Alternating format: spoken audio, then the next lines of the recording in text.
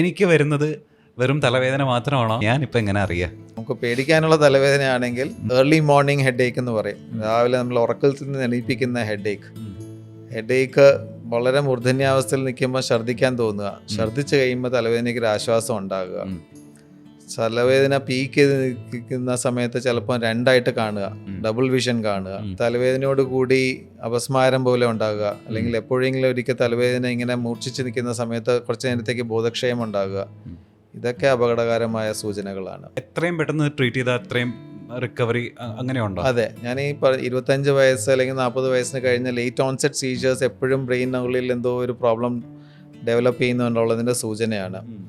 അപ്പോൾ നമ്മൾ as A neuro surgeon നമുക്ക് ആദ്യം മൈൻഡിൽ പോകുന്നത് ബ്രെയിൻ ട്യൂമർ ആണോ എന്നുള്ളതാണ്. ഈ ബ്രെയിൻ ട്യൂമർ എന്ന് പറയുമ്പോഴേ പലർക്കൊരു മിഥ്യാബോധമുണ്ട് ബ്രെയിൻ ട്യൂമർ എല്ലാം ക്യാൻസറസ് ആണെന്നുള്ളത്. അങ്ങനെയല്ല, പല ബ്രെയിൻ ട്യൂമറും ബിനൈൻ ആയിട്ടുള്ള ട്യൂമേഴ്സ് ഉണ്ട്. കീ ഹോൾ സർജറി കൂടെ നമുക്ക് ക്യൂർ ചെയ്യാവുന്ന പല സർജറി, അത് കണ്ടീഷനെ ഡിപ്പെൻഡ് ചെയ്തിരിക്കും.